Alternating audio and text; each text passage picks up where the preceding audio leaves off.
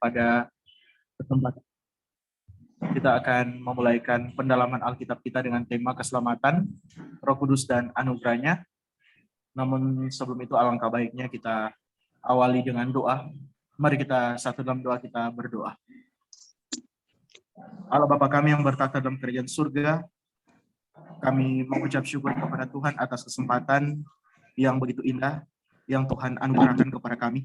Yang pun hanya lewat aplikasi Zoom di malam hari ini, tapi kami berkerinduan untuk mendalami firman Tuhan dengan tema keselamatan, Roh Kudus dan anugerahnya.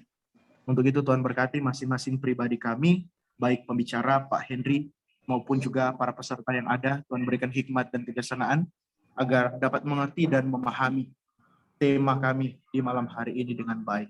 Bahkan setelah ini akan dengan tanya jawab, Tuhan memberkati peserta yang akan bertanya dan juga Pak Henry akan menjawab. Tuhan memberkati pelaksanaan PA di malam hari ini. Di dalam nama Tuhan Yesus Kristus kami berdoa. Amin. Ya, pada kesempatan ini kita akan segera memulaikan pendalaman Alkitab kita. Namun sebelum itu izinkan saya untuk membacakan sedikit biodata dari pembicara kita di malam hari ini. Ya, seperti yang sudah teman-teman lihat di poster, pembicara kita adalah Pak Henry Cornelius Mamen yang sudah menyelesaikan S1 Teologi di STT Scriptura dan sekarang sementara melanjutkan S2 Filsafat di STF Triakarta. Dan kegiatan sekarang yang juga sementara Pak Henry lakukan itu Pak Henry merupakan dosen di STT Sabda Agung, mengajar mata kuliah logika dan teologi perjanjian baru. Kemudian juga Pak Henry pengajar gitar di Sekolah Kristen Calvin. Pak Henry juga pengajar gitar di Yamaha Musik. Dan sampai hari ini Pak Henry sudah menulis lebih dari 100 e-book teologi dan filsafat.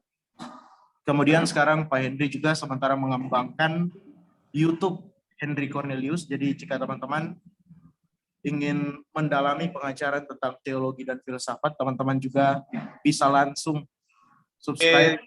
Yang di bagian kiri itu wifi. Satu orang juga yang bersuara.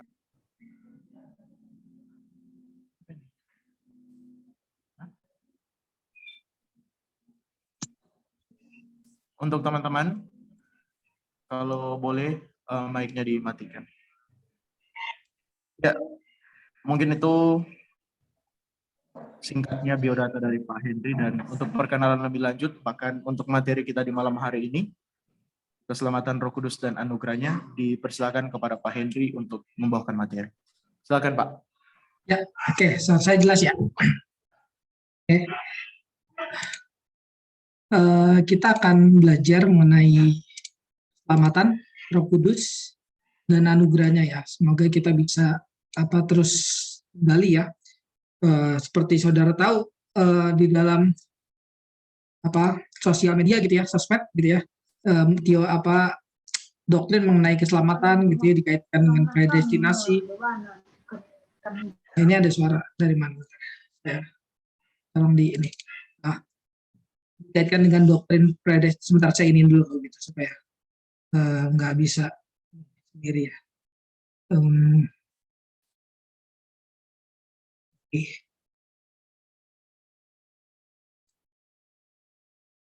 Ya, dikaitkan dengan doktrin predestinasi, doktrin ketetapan Allah dan seterusnya gitu ya. Dan masih sampai sekarang masih hits gitu ya, doktrin keselamatan itu gitu ya. Tapi kita nggak bisa terus ada di situ gitu. Kita nggak bisa ya terus begitu terus debat gitu, terus kita nggak bisa gitu ya. Kita harus bertumbuh gitu. Kita harus terus belajar doktrin Kristen gitu ya, bukan dari perdebatan teologi gitu, perdebatan teologi di Facebook gitu, atau perdebatan teologi di Instagram lah, di mana di YouTube atau itu. Kita harus maju sekarang, kita harus maju mengembangkan diri, belajar dari Alkitab gitu ya. Belajar dari Alkitab itu berarti sumbernya tuh Alkitab sekarang, bukan sumbernya bukan antitesis. Kalau Armenian begini, Reform begini, atau misal Pelagian begini, Agustinus begini. Saya adalah yang bukan Pelagian, saya adalah yang bukan Armenian, saya adalah yang bukan misalnya karismatik gitu, saya adalah yang bukan apa gitu. Jangan. Kita belajar dari Alkitab gitu. Kita coba balik kekayaan Alkitab gitu ya. Nah, ini kita ambil dari ini. Dari buku Sola Gratia Dei. Bentar, cara ininya gimana? F5 kan ya cara.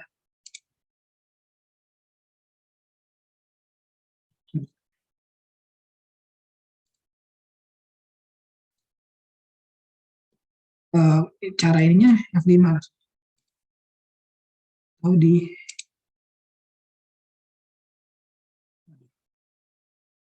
Bentar, enggak saya ulangi dulu, bentar, sorry. Ini udah pantesan. Ya, nah kita belajar dari ini buku Billy Kristanto ya, pendeta Billy Kristanto, Sola Gratia Dei gitu ya. Buku pegangan soteriologi gitu ya. Jadi kita bisa belajar dari sini ya. Kita lanjutin pembelajaran kita. Nah, ini dalam prakatanya dikatakan gini, buku ini adalah acuan yang dapat dipakai sebagai buku pegangan doktrin keselamatan. Nah, ini acuannya ya.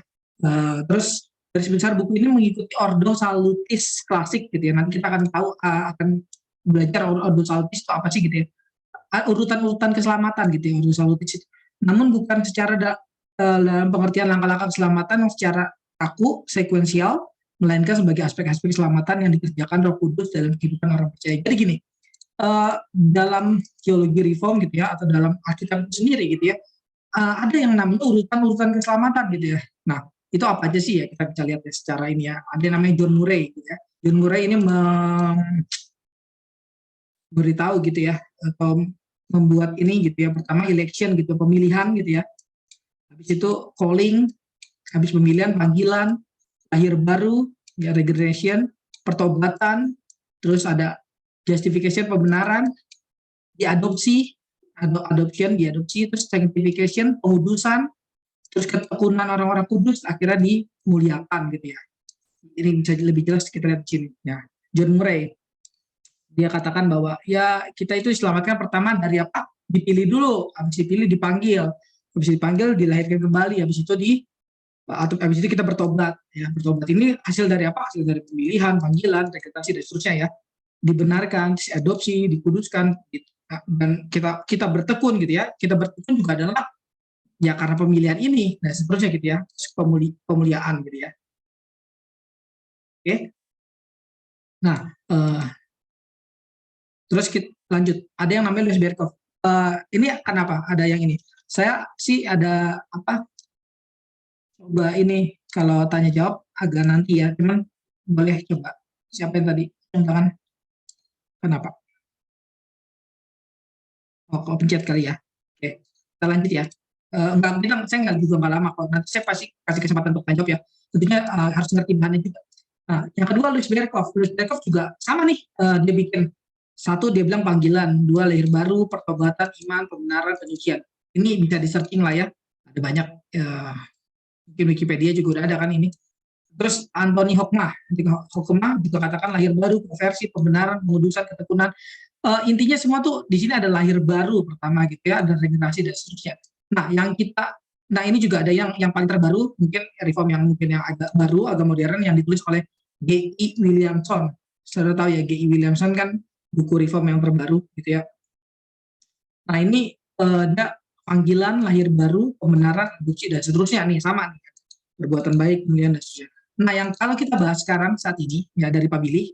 Nah, tadi udah dikatakan sama Pak Billy, ini dia nggak secara berurutan nulisnya ya, nggak cara berurutan sekuensial gitu ya, bisa boleh dibolak-balik gitu ya, tapi harus ada ayatnya dan seterusnya. Nah, ini di sini bab satunya Pak Billy katakan Roh Kudus dan anugerah gitu ya. Jadi nanti kita akan bahas ini adalah Roh Kudus dan anugerah. Next pertemuan berikutnya kalau kita ada pertemuan lagi kita akan bahas panggilan, iman dan seterusnya nih. Dan ternyata gitu ya, keselamatan itu aspeknya banyak gitu ya. Maksudnya akhirnya sampai di pemuliaan terakhir juga sama. Ini Pak Billy sebenarnya mengikuti Calvin ya, yang pertama menaruh Roh Kudus sebagai ikatan dan menerapkannya dalam hubungan antara Kristus dan orang percaya gitu ya. Jadi simpel ya, kalau kita ditanya apa itu keselamatan gitu ya. Kalau saudara saya tanya gitu sekarang nih gitu ya, saya buka mic, apa itu keselamatan gitu ya.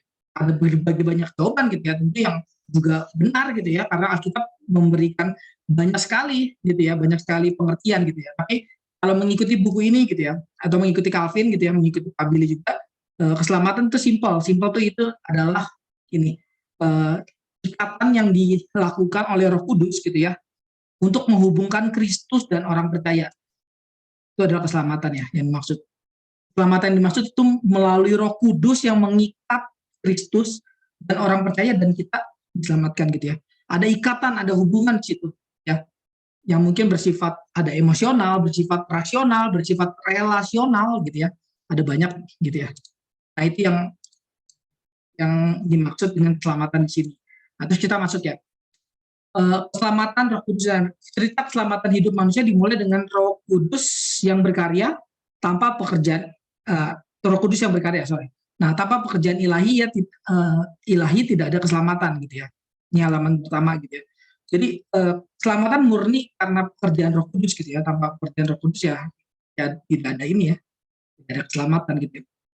Di sini apabila ada tulis kutip Kejadian 2 ayat 7 ya, memang bukan dalam arti keselamatan di sini. Nah, dia membedakan akhirnya, hanya saja kehidupan alamiah manusia juga bukanlah tanpa anugerah Allah. Roh Kudus tidak dapat dipisahkan dari roh yang memberi hidup kepada manusia. Jadi kalau saudara baca di Kejadian 2 ayat 7 ya, saudara boleh ini ya, atau saya buka deh. Saya buka di sini ya. Jadi kita harus baca ayatnya juga ya, karena ini kan PA ya, pendalaman Alkitab juga, teologi juga. Atau juga boleh satu orang bacakan pada saya. Tapi karena mikir tadi saya ini supaya ganggu. Boleh ya, saya buka dulu. Silakan ya kalau ada. Silakan baca. Jadi gini aja, supaya cepat ya, supaya juga cepat dan ada ini kita bersama gitu ya. Coba kita ini ya. Jadi Bapak Ibu yang bacakan ya, tolong ya, nanti ya. Nanti saya. Oke, yuk. Kejadian 2. Kejadian 2 ayat 7. Silakan, coba satu orang bacakan. Biar cepat aja. Jangan buang-buang waktu. Kejadian 2 ayat 7. Anugerah boleh bantu? Ya, bacakan. Kejadian 2 ayat 7. Ya. Ketika itulah Tuhan Allah membentuk manusia itu dari debu tanah dan menghembuskan nafas hidup ke dalam hidungnya. Demikianlah manusia itu menjadi makhluk yang hidup. Iya, manusia menjadi makhluk yang hidup ya. Manusia menjadi makhluk yang hidup itu bukan tanpa Roh Kudus gitu ya. Di sini nggak bicara orang percaya saja, tapi seluruh manusia gitu ya. Seluruh manusia itu ya ini mendapatkan anugerah dari Roh Kudus ini untuk hidup gitu ya. Yang nanti kalau kita baca Perjanjian Baru, kata hidup itu akan diubah menjadi ini ya. Kitab Yohanes mentransformasi kata hidup menjadi kata keselamatan gitu ya. Sebagaimana mati sebagai kematian kekal ya. Coba baca Yohanes 20 ayat 20. Yohanes 20 ayat 22. Saya baca ya. Yohanes 20 ayat 22. Nah, dan sesudah berkata demikian, ia menghabusi mereka dan berkata, terimalah Roh Kudus. Nah, kalau saudara baca konteksnya, konteks di sini maksudnya menghembuskan di sini gitu ya. Ini setidaknya ada 2 motif ya. Ini saya ambil dari halaman 2 ya, buku tadi gitu ya. Penghembusan dan roh di sini. Sama-sama ada penghembusan, sama-sama ada roh. Tapi yang pertama dihembuskan untuk semua orang gitu ya. Untuk semua orang ini kehidupan kita bernafas, anugerah umum namanya ya. Kehidupan kita bernafas dan semua. Tapi yang kelak nanti dalam ini Yohanes diganti motifnya yang menjadi keselamatan gitu ya. Yang menjadi penghebusan keselamatan dan seterusnya gitu ya. Dari Roh Kudus juga dan seterusnya. Jadi ini kita lihat ada pembalikan atau ada jadi Alkitab tuh nggak bersifat terputus-putus gitu, tapi saling berkelanjutan gitu ya. Nah, ini salah satunya ya.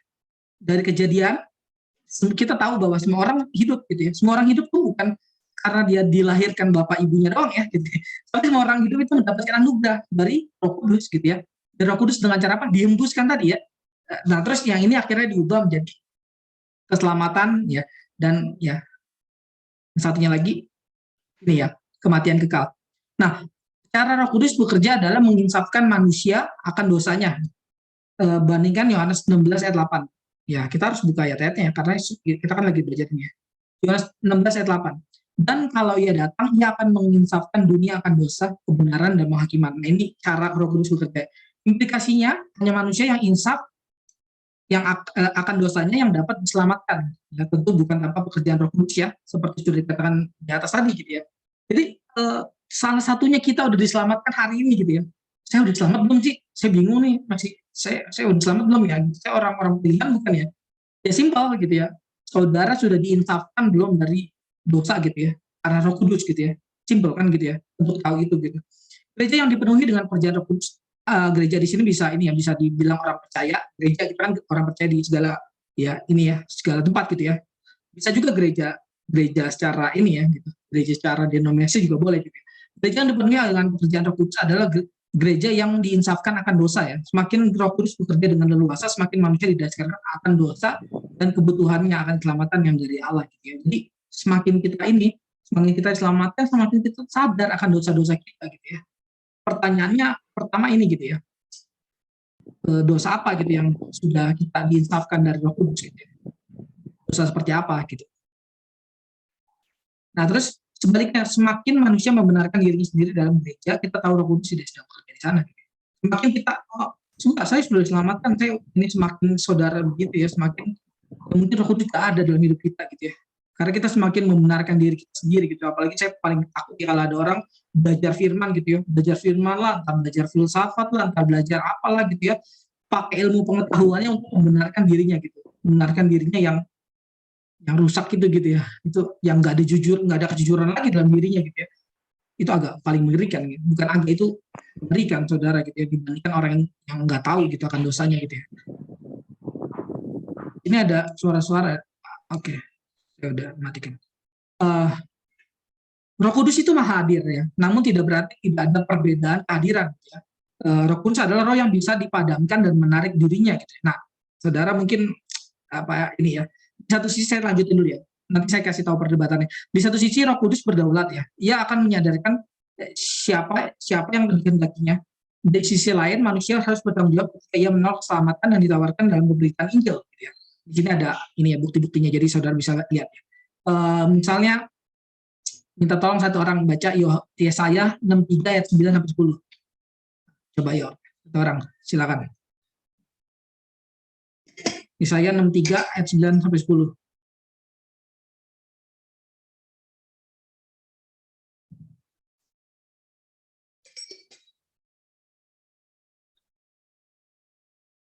Oke.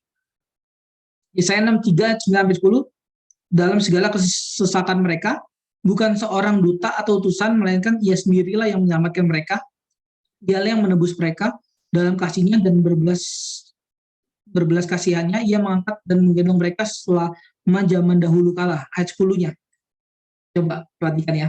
Tetapi mereka memberontak dan mendukakan Roh Kudusnya, maka ia berubah menjadi musuh mereka dan ia sendiri berperang melawan mereka. Jadi Roh Kudus itu bukan yang apa ya, nggak bisa nggak bisa menarik dirinya. Roh Kudus adalah Roh Kudus yang bisa menarik dirinya gitu ya. Ketika manusia mendukakan Roh Kudus, berita keselamatan berubah menjadi berita penghakiman gitu ya. Mungkin saudara agak pikir ya, lah bukannya ada ini ya, ada ayat-ayat yang mengatakan atau dalam doktrin reform ada katakan bahwa irresistible grace gitu ya, anugerah yang tidak bisa ditolak gitu ya, pekerjaan Roh Kudus yang nggak bisa ditolak dan seterusnya. Nanti kita lihat ya lanjutannya ya. Ada kenyataan di dalam Yesaya ini bisa ya gitu ya. Kita kan baca Yesaya ini, saudara mau tafsirkan apa gitu ya. Ya tafsirkan nanti ya lanjutannya ya, sambil denger lagi ya, jangan diputus dengernya. Nah ini, kaitan tak terpisahkan antara Roh Kudus dan keselamatan juga disampaikan dalam teologi Paulus ya. Teologi mengkontraskan antara roh perbudakan yang membuat manusia takut dan roh yang mengadopsi. Saya takut saudara ini, mendingan kita coba bentar. Bentar. Oh, oke, saya jelasin dulu ya. Tadi kelewat ya. Jadi gimana? Jadi gini. Roh Kudus adalah roh yang bisa, mungkin, tapi ada sih kayaknya harusnya. Bentar. Oh ya, di sini ada ya. Ya udah, jangan saya jelasin sekarang. Bentar. Ya. Oke. Nah, di keep dulu ya yang tadi tentang Roh Kudus, tentang irresistible grace ya. Terus keselamatan. Keterkaitan tak terpisahkan antara Roh Kudus dan keselamatan juga disaksikan dalam teologi Paulus. Paulus mengkontraskan antara roh perbudakan yang membuat manusia takut dan roh yang mengadopsi menjadi anak-anak Allah ya. Implikasinya nih, orang yang diselamatkan adalah orang yang dibebaskan dari ketakutan seorang budak dan diubahkan menjadi anak Allah yang hidup dalam relasi kasih dan hormat kepada Allah yang adalah Bapaknya ya. Di dunia ini hanya ada dua macam agama ya. Agama yang digerakkan oleh cinta atau agama yang digerakkan oleh ini apa teror gitu ya. Agama yang digerakkan oleh ketakutan gitu ya. Agama yang digerakkan oleh ketakutan itu adalah agama yang karena kepada Tuhannya dia takut gitu ya. Kalau dia kepada Tuhannya dia takut gitu ya, dia pasti menakutkan orang lain juga gitu ya. Gerakan ke atas itu akan membuat membuat terjadi gerakan ke bawah gitu ya. Nah sama ini ya, dalam agamanya dua macam ini ya, gerakan di agama yang digerakkan oleh rasa cinta gitu ya kepada Tuhan gitu ya, Tuhan kasih saya atau Tuhan meneror saya, dan kebalikan saya akan meneror orang lain gitu ya, dengan cara apa? Mungkin dengan cara penginjilan gitu ya. Penginjilan apa yang meneror gitu. Bertobatlah gitu dan seterusnya. Anda akan masuk neraka dan seterusnya. Maksudnya bukan berarti berita itu salah ya, tapi spirit di belakangnya loh gitu.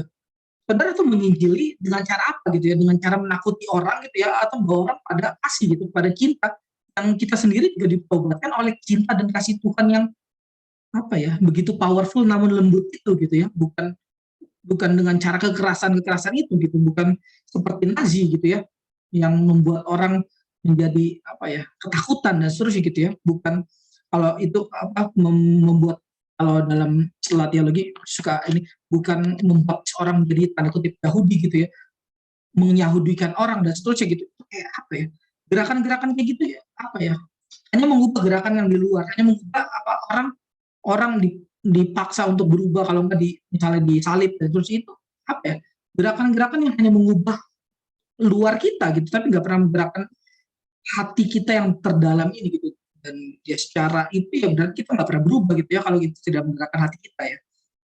Nah, kita harus pikirkan gitu ya, agama seperti apa yang kita bawa sampai saat ini gitu ya, sampai saat ini yang kita jalankan gitu ya, yang kita bawa di gereja, yang kita bawa di persekutuan dan sebagainya, agama seperti apa gitu ya.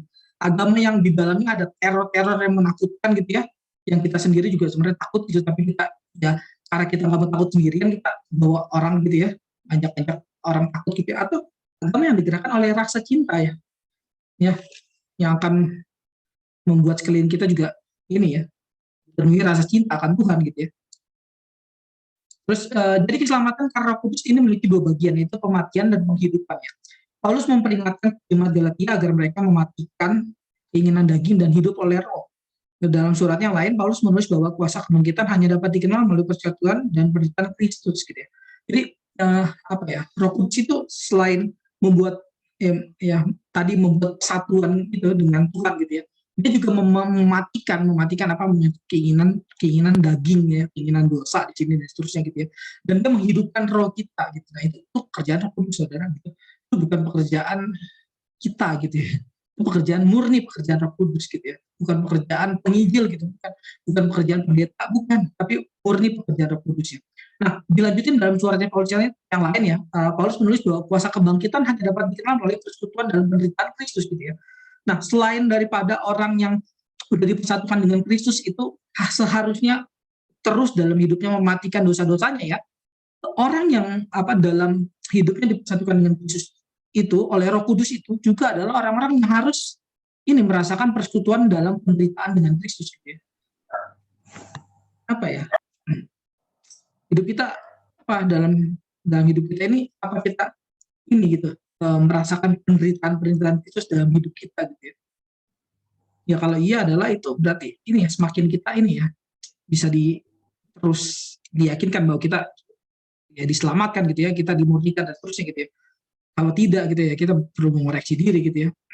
Sekali lagi ini bukan keselamatan oleh perbuatan manusia, bukan gitu. Keselamatan itu oleh pekerjaan tangan Roh Kudus gitu ya.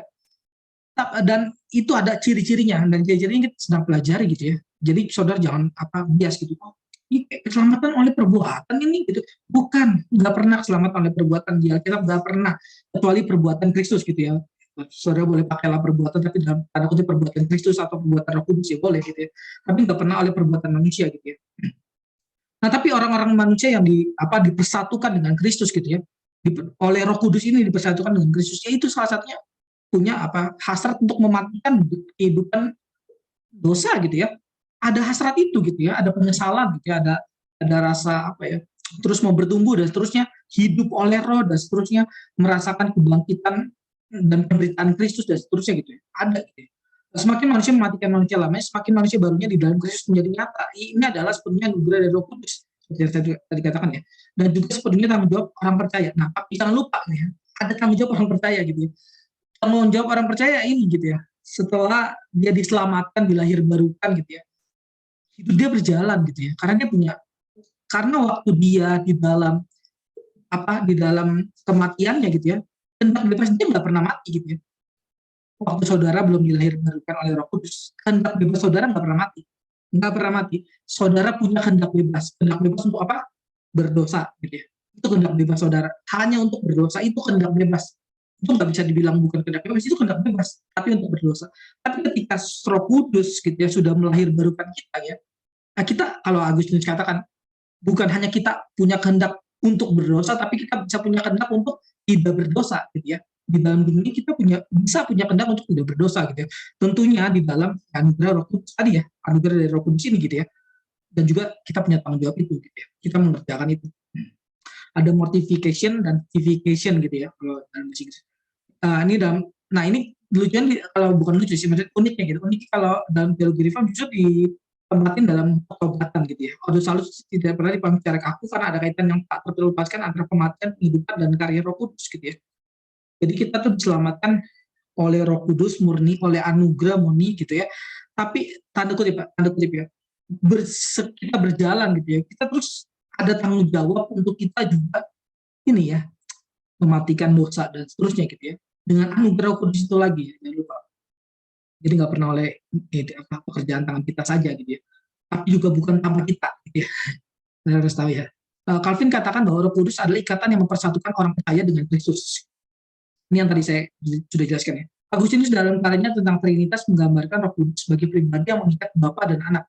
Dalam analogi kasih yang digunakannya, Bapa digambarkan sebagai yang mengasihi, Anak yang dikasihi, dan Roh Kudus kasih itu sendiri. Agustinus menyebut kasih sebagai jejak Trinitas, namun kasih berasal dari seorang yang mengasihi, dan dengan kasih sesuatu dikasihi. Maka lihat ada tiga hal. Ya, dia yang mengasihi, hal yang dikasihi, dan kasih itu sendiri. Ini menurut Agustinus ya.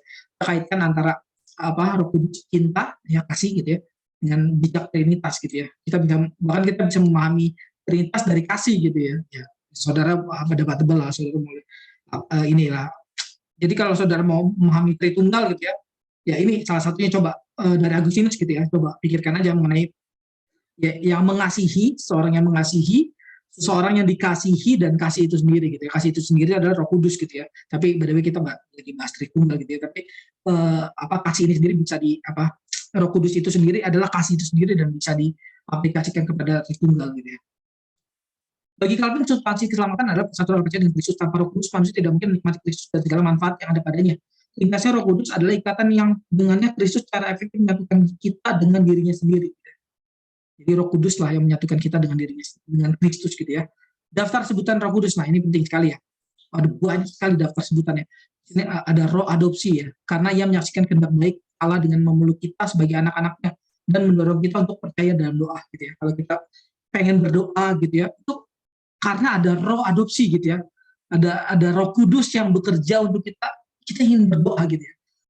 Karena ia menyaksikan ya kehendak baik Allah dengan memeluk kita sebagai anak-anaknya dan mendorong kita untuk percaya dalam doa. Terus ada jaminan dan materai, ini juga Roh Kudus ya. Kalau saudara sering baca Alkitab ya, ada jaminan dan materai. Karena yang memberi hidup bagi kita dalam keadaan kita sebagai pengembara di dunia ini, Roh Kudus memastikan bahwa keselamatan kita aman dalam pemberian Allah ya.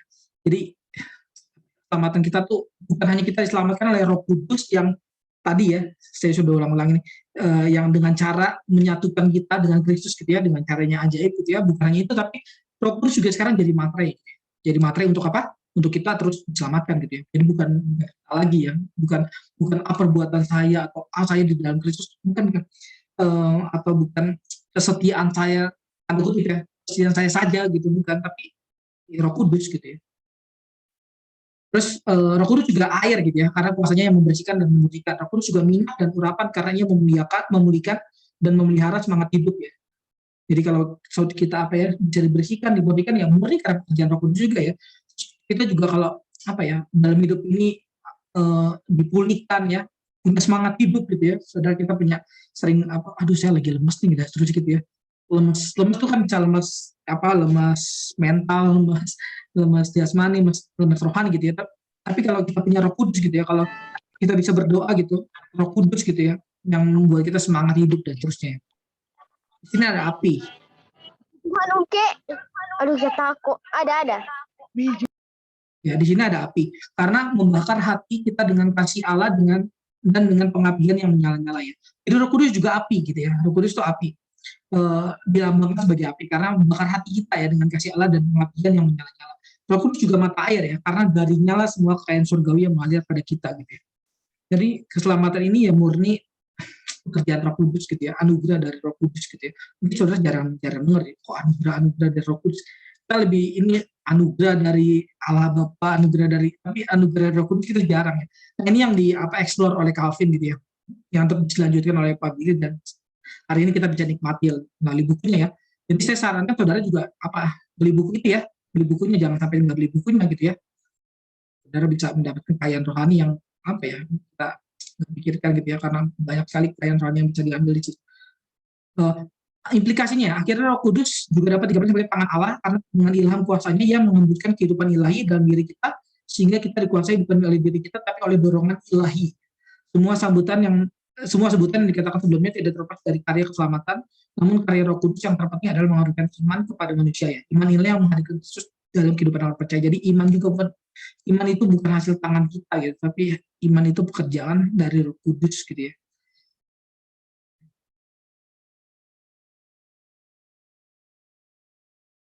Ya, di sini ada Katekismus Heidelberg mengikuti Calvin ketika menjelaskan tentang Roh Kudus yang diberikan kepada orang percaya untuk menjadikan kita melalui iman berbagian dalam Kristus dan segala manfaat yang ada padanya. Katekismus besar juga sama ya, tentang satu pilihan dan Kristus di mana diberikan Kristus secara rohani dan mistis gitu ya. Jadi bukan hanya Calvin sebenarnya, tapi ada Katekismus Heidelberg dan Katekismus besar juga ya, bicara mengenai Roh Kudus ya, yang mempersatukan orang percaya gitu ya. Dotre juga mengajarkan bahwa Roh Kudus meresapi relung hati manusia yang terdalam dan memasuki atau memiliki kualitas-kualitas baru yang dalam kehendak manusia ya. Jadi Dotre juga ya. Kalau tulip itu saudara tahu ya, yang tulip itu kan diambil dari Dotre. Ini ya, jadi Bapak Ibu boleh baca ini juga gitu ya. Yang Indonesia udah ada sekarang soalnya.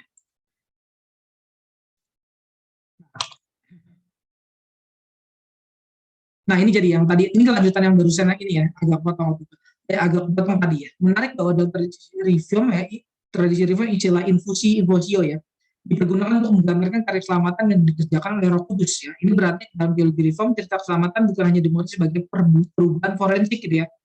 Saudara paham ya, perubahan forensik. Saya tadinya orang berdosa gitu ya, sekarang saya diubah menjadi orang yang diselamatkan gitu. Bukan hanya itu, bukannya perubahan itu, melainkan juga mencakup perubahan yang nyata dalam diri yang dilahirkan oleh Roh Kudus gitu ya. Bahkan di sini pengakuan Dotre ya, pandangan yang mengajarkan bahwa tidak ada kualitas baru yang disebutkan oleh Allah dalam kehendak manusia ya. Pada kenyataannya ada gitu ya. Dan Dotre juga menolak bahwa pekerjaan Roh Kudus hanyalah berupa nasihat yang lembut, tidak mengubahkan persetujuan kehendak manusia yang tidak lagi memiliki kebebasan. Dotre menilai bahwa pandangan itu adalah pandangan pelagian justru ya. Kalau saudara percaya bahwa Roh Kudus ya udah menyelamatkan di sana dan seterusnya dan tidak mengubahkan kita, itu pandangan pelagian justru ya. Bukan pandangan reform, bukan pandangan Agustinus, bukan pandangan Alkitab bahkan ya. Sebaliknya kitab suci mengajari cara kerja Roh Kudus yang lebih berkuasa dalam pertobatan manusia. Nah ini cara kerja Roh Kudus ya, yang lebih berkuasa. Seharusnya kita kalau diselamatkan ya ini. Roh Kudus yang tidak dapat ditolak. Nah ini kelanjutan dari tadi. Roh Kudus yang tidak dapat ditolak. Karena alasan sebelumnya Roh Kudus yang begitu berkuasa di dalam pertobatan manusia dan bukan hanya nasihat-nasihat lembut yang tidak mengubahkan, maka Roh Kudus tidak dapat ditolak. Nah itu ya. Kita kan sering ngomong irresistible grace gitu ya. Irresistible grace. Anugerah yang tidak dapat ditolak ya. Pekerjaan Roh Kudus yang tidak dapat ditolak gitu ya. Nah ini maksudnya apa sih gitu ya? Dokter mengajarkan bahwa Roh Kudus bukan berarti tidak dapat ditentang karena Alkitab sendiri mengajarkan itu kan. Contoh kalau baca kita kan Roh Kudus dapat ditentang ya. Terus kenapa misalnya pengakuan iman reform lah misalnya tulip lah ngajarin irresistible grace ya, kenapa ya? Ya ini ada jawabannya ya. Karena irresistible trait juga bukan tanpa dasar ya, ada dasarnya juga. Kalau saudara baca Kisah Rasul 7 ayat 51 misalnya. Hai orang-orang yang keras kepala dan yang tidak bercurhat hati dan telinga, kamu selalu menentang Roh Kudus sama seperti nenek moyangmu, demikian juga kamu. Di dalam Alkitab ada banyak ya ayat-ayat yang ini ya, manusia menentang Roh Kudus dan seterusnya, dan bisa ya, Roh Kudus bisa ditolak, bisa ditentang dan seterusnya gitu ya. Nah, anugerah Roh Kudus yang melahirbarukan kita mungkin dapat tentang. Nah, tapi jangan lupa gini, ada dua. Anugerah kan ada dua ya. Pertama, anugerah khusus dan anugerah umum ya. Nah, anugerah yang dapat tentang itu adalah anugerah umum gitu. Anugerah umum yang pada saat kita memberitakan Injil gitu, kita pakai anugerah umum kan ya. Bukan anugerah khusus. Anugerah khusus pasti datangnya dari Roh Kudus, bukan dari mulut kita gitu pasti ya. Saudara jangan kegeeran gitu bahwa wah saya kalau memberitakan Injil pasti nggak ditolak lah, saya kan irresistible grace gitu. Kan Tuhan nggak dapat ditolak, ya Tuhan nggak dapat ditolak, tapi kan kamu dapat ditolak, dan kepedean gitu ya. Nah, yang dimaksud oleh apa yang anugerah yang tidak ditolak gitu adalah ya ini khusus gitu ya, anugerah yang khusus gitu ya, bukan pada saat kita memberitakan Injil ya. Saudara membedakan anugerah umum yang dapat ditolak dan anugerah khusus yang melahirkan yang selalu bekerja dengan efektif gitu ya. Jadi pekerjaan tangan Roh Kudus selalu bekerja dengan efektif, meskipun kita kadang-kadang penginjilannya nggak efektif gitu ya. Penginjilan yang tadi lah, penginjilan takut-takuti orang lah secara teror gitu ya, atau penginjilan yang asal-asalan gitu, nggak pakai firman gitu ya, penginjilan moralitas lah gitu ya. Pada zaman sekarang gereja udah kalau ngomongin tentang Kristus mah udah banyak orang tahu, kita ngomongin etika aja lah gitu. Gereja apa ya kalau cuma ngomongin etika gitu ya, apa pelajaran PPKN aja nggak etika doang ya, kalau saudara belajar sosiologi gitu ya, bukan etika doang pastinya, bahkan etika pun aja nggak ngomongin etika doang gitu ya, kalau saudara belajar etika gitu ya, dengan baik gitu ya. Etika pelajaran etika tuh nggak pernah ngomongin etika doang gitu ya, nggak pernah, pasti ada apa yang dibalik etika itu gitu ya. Epistemologi dari etika itu dan ontologinya dan seterusnya gitu ya, ada banyak sekali gitu ya, bukan hanya etika kok gitu ya, tapi ini ada orang-orang Kristen yang cuma mau ngomongin etika gitu, itu agak-agak menggelikan. Mereka yang menuduh bahwa teologi reform mengajarkan konsep Roh Kudus yang tidak dapat ditentang sebenarnya kurang memahami keluasan pemahaman atas pasal-pasal ini ya gitu ya. Jadi saudara jangan menuduh gitu teologi reform atau menuduh Alkitab gitu ya, bahwa ini bertentangan nih, katanya nggak bisa ditolak, tapi kok ditolak, kok ditentang dan seterusnya, bukan. Karena kita harus mengerti dari ini dua sisi ya. Yang tidak dapat ditolak adalah Tuhan, bukan kita gitu ya, ketika memberitakan Injil. Nah, ketika kita memberitakan Injil, kita itu memakai anugerah umum gitu ya, anugerah khusus ya. Jadi yang dapat ditolak adalah anugerah umum itu gitu ya. Yang tadi yang di awal sudah dikatakan bahwa Roh Kudus memberikan anugerah umum kepada semua orang. Hembusan nafasnya itu semua orang gitu ya. Hembusan nafasnya semua orang, tapi keselamatannya Yohanes enggak semua orang kok yang dipilih oleh Roh Kudus gitu ya. Dikit lagi. Sebelum memberikan keselamatan bagi umat manusia, Roh Kudus adalah pribadi ketiga yang didatang dan tinggal dalam, mungkin sampai sini ya. Kalau saudara mau tanya silakan ya. Sampai sini dulu. Silakan apa anugerah bisa di ini juga. Saya udah ini. Ya. Jadi teman-teman, sebelum lanjut lagi materinya, kita potong dulu di sini untuk sesi tanya jawab. Jadi bagi teman-teman yang ingin bertanya, mungkin dua orang ya Pak? 2 atau 3 Pak? 2. Boleh 3 boleh. Nggak apa-apa 3 juga. Ya, bagi teman-teman yang ingin bertanya, boleh menyampaikan pertanyaannya secara langsung ataupun lewat chat.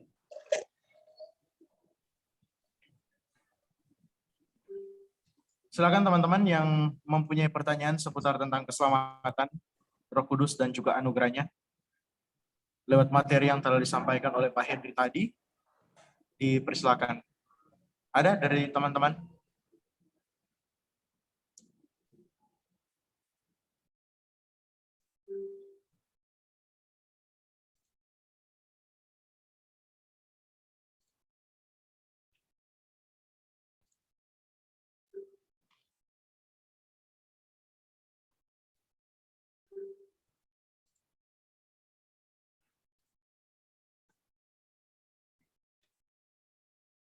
Ya, pertanyaan yang apa tadi kelewat juga nggak apa-apa. Yang tadi kayak kecepatan ngomongnya atau kesusahan, silakan tanya ya. Tapi kalau nggak ada nggak usah dipaksakan. Ya. Tapi ya kalau ada silakan. mengenai keselamatan ini gitu ya. Aspek Roh Kudus memang sangat jarang dibahas gitu ya. Kita biasa tetap di keselamatan, salib gitu ya. Terus misalnya apalagi penebusan gitu ya. Tapi Roh Kudus yang memberikan anugerah gitu ya, yang mempersatukan seperti ini ya. Tuhan yang mempersatukan pasang suami istri gitu misalnya. Itu kan karena menikah karena anugerah ya, sama. Nah, sama seperti kita juga menikah dengan Kristus gitu ya, dari Roh Kudus ini gitu ya, sama gitu ya. Itu anugerah juga gitu, dan itu di ini ya apa, ada di Alkitab itu, mungkin kita jarang baca gitu ya. Ya, Pak Hendri, boleh walaupun saya moderator, tapi saya mewakili teman-teman yang ada di sini. Mereka malu bertanya, jadi saya yang wakili saya. Boleh. Silakan. Ya Pak, ada pertanyaan di mana kita memang pembahasan ini sudah lama terdengar di medsos, itu orang memperdebatkan apakah keselamatan itu bisa hilang atau tidak, Pak? Itu kan yang jadi perdebatan sampai saat ini. Kalau Roh Kudus sudah memberikan anugerahnya, kita bisa beriman, terus sekarang sudah selamat, apakah suatu saat nanti saya bisa murtad dan kehilangan keselamatan? Itu Pak. Oke. Ya juga ada yang, ini mungkin sama nih. Pertanyaannya si ada Yeren juga di chat. Ya, sudah 3 pertanyaan, jadi teman-teman kita tutup dulu sesi pertanyaannya, nanti dilanjut lagi sebentar. Sudah ada 3 pertanyaan. Jadi Pak, dari saya tadi, lalu ada 2 yang ada di chat. Ya, ini sama ya, soalnya ini pertanyaan anugerah sama ini sama nih. Pasti mau sekalian saya jawab 2 aja langsung ini, soalnya sama. Saya mau tanya kenapa ada orang yang mengajarkan bahwa keselamatan tidak bisa hilang, itu ajaran hanya berdasarkan filsafat saja. Saya bingung apa dasar mereka katakan seperti itu, khususnya orang bukan reform, lebih tepatnya orang-orang dari GBI. Oke ya, kita sebenarnya saya udah tadi katakan di depan gini, bahwa kita coba sekarang belajar jangan dari pentalan-pentalan teori orang gitu ya, karena orang ngomong gini, karena dia ngomong, orang ngomong gini, yang ngomong adalah orang sesat, misalnya, terus pasti yang benar adalah begini gitu, meskipun bisa jadi itu benar gitu ya. Tapi ya cobalah kita sekarang ini kali gitu ya, belajar dari Alkitab gitu, dan itu yang akan mempertumbuhkan kita sebenarnya ya, bukan perdebatan-perdebatan yang kadang-kadang tidak berbuah ya, tidak memberikan buah. Itu kadang-kadang juga boleh dipakai gitu ya, boleh. Kadang-kadang orang Kristen bukan anti perdebatan pastinya ya gitu. Tapi orang Kristen kan harus hidupnya bukan hanya berdebat gitu ya, kebalikannya juga harusnya ini ya. Karena ini di Alkitab juga sering katakan bahwa jaminan dan materai kita yaitu adalah Roh Kudus gitu ya, karena ia memberi hidup, dan sebagai pengembara dunia, Roh Kudus memastikan bahwa keselamatan kita aman dalam pemerintahan Allah gitu ya. Jadi simpelnya ya, kalau misalnya apa keselamatan kita mungkin hilang apa ya, dasarnya dulu kita perlu tahu gitu ya. Dasarnya keselamatan kita itu nggak pernah kita dapatkan dari kita gitu ya. Kalau nggak pernah kita dapatkan dari kita, ya nggak mungkin hilang dari kita gitu ya. Ya nggak mungkin hilang gitu ya, pasti. Karena itu dari Roh Kudus gitu ya, tanda kutip ya. Kalaupun hilang, itu hilang dari Roh Kudus, dan pada kenyataannya Roh Kudus nggak mungkin menghilangkan itu ya, karena dia justru materai gitu ya. Dan kita diselamatkan karena Roh Kudus ini gitu ya. Kalau karena Roh Kudus ini kita selamatkan gitu ya, ini bukan pikir-pikir logis, bukan kayak gitu ya. Kalau saudara banyak dasarnya banyak sekali dari kita gitu ya, mengenai keselamatan kita yang nggak ini ya dikerjakan oleh saudara. Nggak usah apa ini, misalnya saudara baca hidup ini apa ya, baca ini ya, misalnya kasih ayatnya ya, supaya kita kan berdasarkan ayat Alkitab gitu ya. Cuma ini bahas buku ya. Saudara baca misalnya di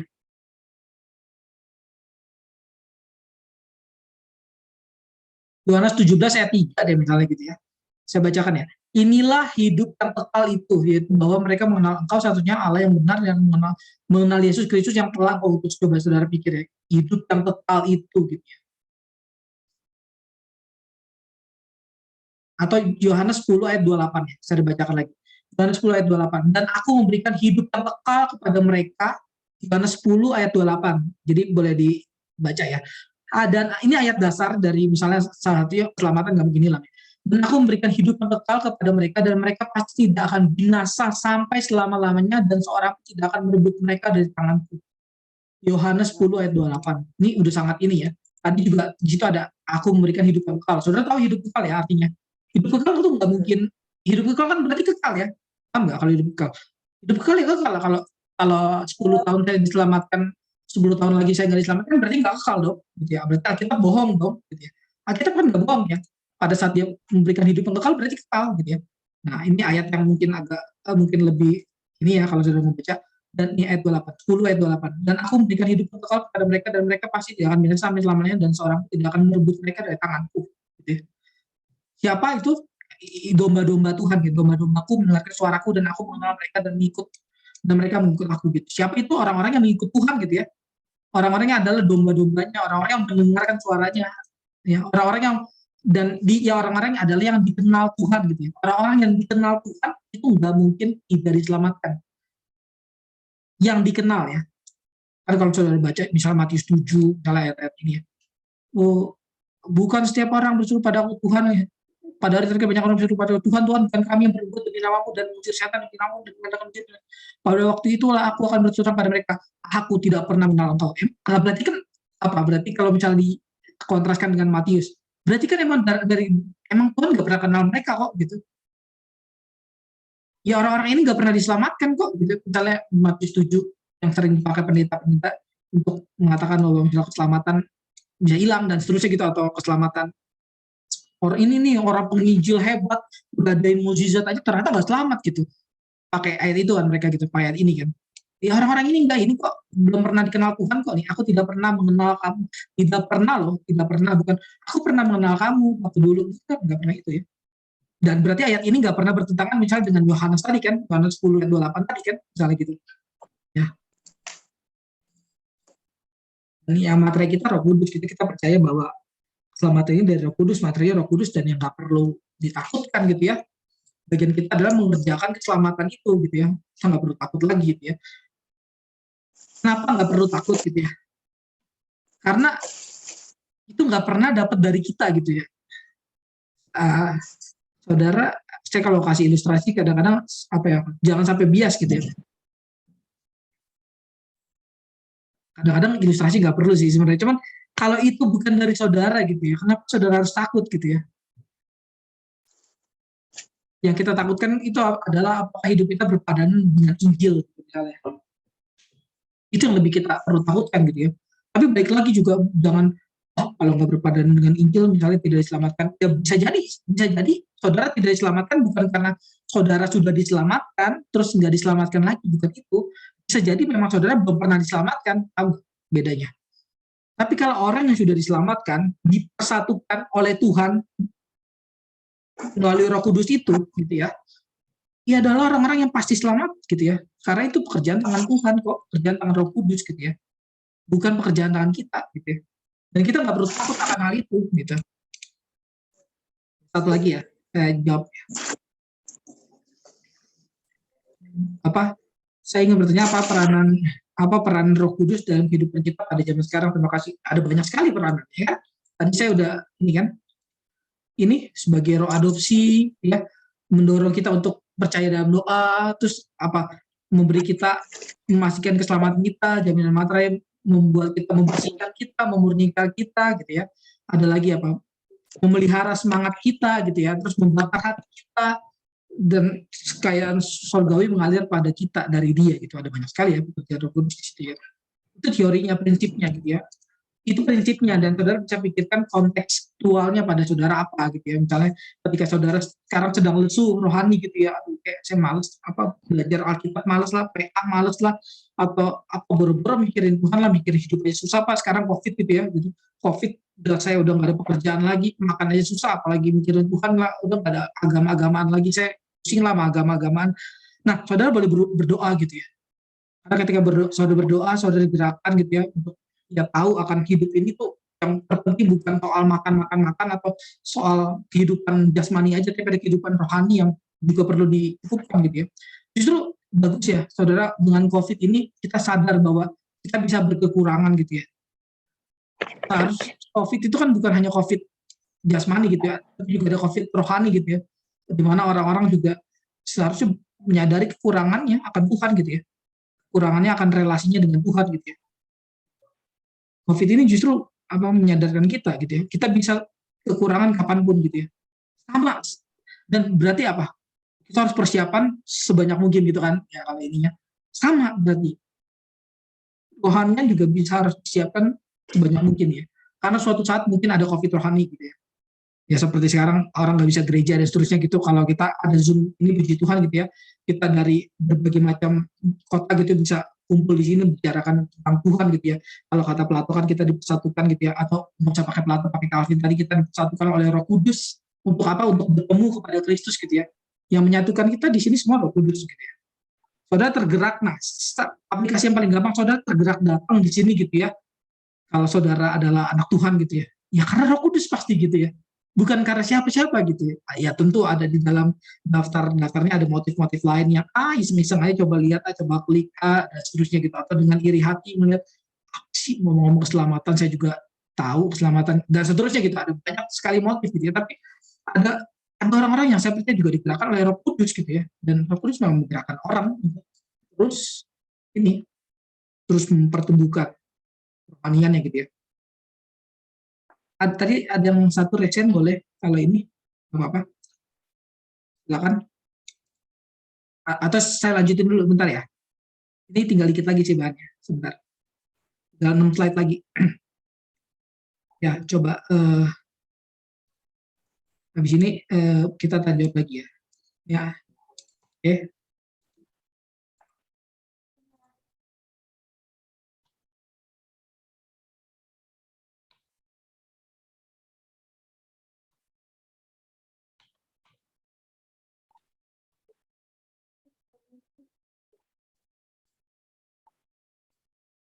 Ya, sampai sini tadi. Nah, sebelum mengaruniakan keselamatan, nah ini mungkin saudara juga berdengar. Mungkin ya, dan juga udah dengar. Sebelum mengaruniakan keselamatan, bagi umat manusia, Roh Kudus adalah pribadi ketika yang datang dan tinggal dalam pribadi Mesias sebagai pembawa keselamatan ya. Jadi Roh Kudus itu ya tinggal dalam diri Mesias. Kan Mesias itu punya dua substansi gitu ya, dua esensi gitu ya, manusia dan Allah ilahi gitu ya. Nah, kemanusiaan itu juga ditinggali oleh Roh Kudus gitu ya.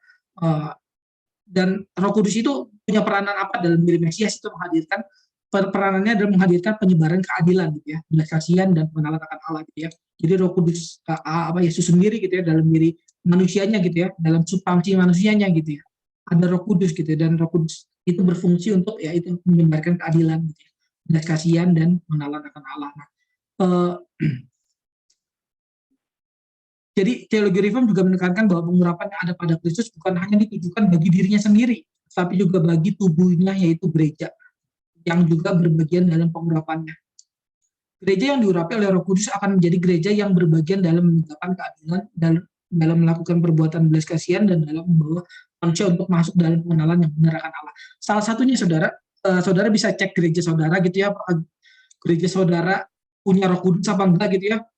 Saudara nggak ceknya nggak perlu jauh-jauh ya, ada bahasa roh apa enggak, bukan itu ya saudara. Yang saudara perlu cek salah satunya adalah gereja saudara itu ikut enggak dalam menegakkan keadilan gitu ya di muka bumi ini gitu ya, menegakkan belas kasihan gitu ya, menegakkan bahwa manusia masuk dalam pengenalan yang benar akan Allah gitu ya. Salah satunya misalnya PA kayak gini ya, pendalaman Alkitab gitu ya, pemahaman doktrin gitu ya, bukan hanya etika saja, bukan hanya nyanyi-nyanyi doang gereja gitu ya. Gereja saudara ada ini enggak gitu ya. Kalau gereja saudara ada ini, kemungkinan gereja saudara ada Roh Kudus gitu. Kalau enggak ada ini ya perlu dicurigai gitu ya. Gereja perlu dicurigai gitu ya. Kalau gereja cuma hidupnya ritual palsu gitu ya, cuman datang ke gereja nyanyi-nyanyi, khotbah yang gak jelas itu kadang-kadang ya cuma 20 menit atau cuma 1 jam juga, tapi khotbah gak pernah koreksi jemaat, atau khotbah juga gak pernah dari Alkitab ya, khotbah dari asal-asal sana berita CNN lah, berita COVID lah, berita yang ya baru-baru ini, tapi yang bukan dari Alkitab saudara gitu. Apakah itu khotbah? Apakah itu khotbah? Yang itu update ini yang kita bisa baca di sosial media, kita scroll aja lebih cepat daripada pendeta itu ngomong gitu. Apakah itu khotbah gitu? Khotbah yang nggak pernah gali Alkitab gitu ya, nggak pernah bawa orang pada pengenalan akan Allah, apakah itu khotbah gitu ya? Saudara boleh cek gitu ya. Dan pertanyaan lebih dalam dari itu adalah bukan apakah itu khotbah, pertanyaan lebih dalam dari apakah gereja itu memiliki Roh Kudus gitu ya, bukan dari bahasa roh gitu ya. Coba cek dari apakah gereja saudara ini membawa belas kasihan, pengenalan dan keadilan dan seterusnya gitu ya. Mengikuti jejak Mesias, gereja yang dipanggil untuk memberitakan jalan keselamatan dengan terus-menerus memimpin manusia, baik yang belum percaya maupun yang sudah percaya. Ini kita harus mengikuti jejak Mesias yang gereja dipanggil untuk ya ini beritain keselamatan terus-menerus ya, memimpin manusia baik yang belum percaya maupun yang sudah percaya, untuk semakin mengenal dan takut akan Tuhan. Saudara jangan pikir ya di dalam gereja itu pasti semua orang itu diselamatkan gitu ya. Makanya saudara kalau apa khotbah di gereja gitu atau saudara bawain seminar di gereja atau perenungan di gereja atau tulis artikel di gereja gitu ya, saudara jangan takut untuk beritakan Injil gitu ya, beritakan Injil Tuhan gitu ya. Ya ini bisa masuk dari manapun, dari anugerah itu, dari Roh Kudus ini yang salah satu kita bahas gitu ya, dari manapun gitu ya. Tentu yang harus ada dasar Alkitabnya. Nah, bagi Yohanes hidup yang kekal artinya adalah pengenalan akan satu-satunya Allah yang benar dan pengenalan akan Yesus Kristus yang telah diutus oleh Bapa. Ini keselamatan simpel ya, saudara. Kalau di bagi Yohanes di sini, ya.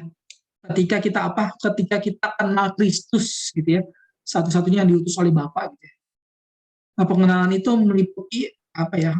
Pemahaman gitu ya, bukan hanya pengenalan tahu gitu, tapi pemahaman yang punya esensi gitu ya, pemahaman yang di dalamnya tuh meliputi Injil Kristus gitu ya, bukan hanya saya tahu kok Yesus itu penyelamat, saya tahu kok gitu, bukan hanya apa ya, pemahaman knowledge semata seperti itu gitu ya, pemahaman intuisi yang kosong begitu gitu, yang digerakkan oleh intuisi, tapi pemahaman yang digerakkan oleh Injil gitu ya. Saya tahu Yesus itu penyelamat bagi saya, bagi kita, bagi gereja, dan dia melakukan ini untuk saya, untuk gereja.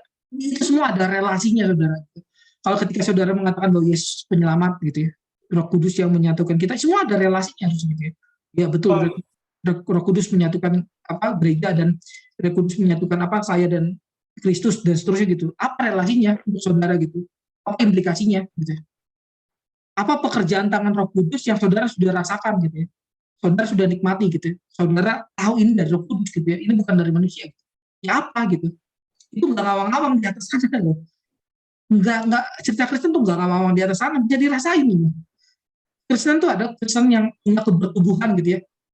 Hati-hati ya saudara, kalau kita sekarang lagi COVID ya, misalnya saudara sampai ya oke lah, salaman dan seterusnya itu memang oke lah, kadang-kadang bisa menyebarkan virus dan seterusnya gitu ya. Tapi jangan sampai kebertubuhan kita gitu ya, kita tidak pakai untuk kemuliaan Tuhan gitu ya. Rangkulan kita yang seharusnya bisa kita rangkul gitu ya, tapi karena gereja mengikuti pemerintah, maksudnya bukan pemerintah yang mengikuti dunia kerajaan-kerajaan dunia ini gitu ya, atau mengikuti perkembangan ini, jadi tidak ada rangkulan tangan Tuhan lagi gitu ya. Tentunya rangkulan tangan Tuhan bukan hanya rangkul fisik saja semata gitu pastinya gitu ya, tapi di saat kita bisa memeluk gitu ya, di saat kita boleh memeluk, atau di saat kita bisa kebertubuhan kita boleh dipakai, kita pakailah gitu ya. Karena kekristenan itu bukan hanya tentang yang di atas sana gitu ya. Orang sering bilang platonik gitu. Bukan platonik, itu bukan ajaran platonik ya. Plato nggak pernah ajarin itu lebih dekat gitu ya. Kalau saudara mau pakai dekat sih. Mengenai tubuh dan jiwa yang terpisah dan terusnya gitu ya. Kristen nggak pernah ngajarin gitu ya. Pemisahan tubuh dan jiwa seperti itu gitu ya. Enggak gitu ya. Justru dengan Roh Kudus ini gitu ada gitu. Kristenan bertumbuh untuk ya ini menyatukan tubuh dan jiwanya gitu, karena ada persatuan dengan Kristus juga gitu ya. Jadi saudara, kalau kita justru dalam hidup ini malah semakin menjauh dari Kristus ya, baik dalam kebertubuhan kita gitu ya, maupun dalam jiwa kita gitu. Kebertubuhan kita simpel lah, kita misalnya kebertubuhan kalau kita main gadget itu apa yang kita cari gitu, misalnya baca buku itu kebertubuhan lah, simpel lah ya, nggak usah ribet-ribet. Kalau kita datang ke gereja atau datang ke mana itu kebertubuhan lah ya. Otak kita bisa dipakai untuk itu kebertubuhan gitu ya. Tapi kalau ada relasi jiwa dan seterusnya juga ya, ini juga gitu ya. Mungkin kita lebih banyak pakai itu kalau sekarang pada COVID gitu ya. Kita kan lagi sekarang online nih. Nah ini kan online ini kan kebertubuhan, saudara bisa lihat saya sih. Tapi kan relasi kita relasi dari online nih gitu ya.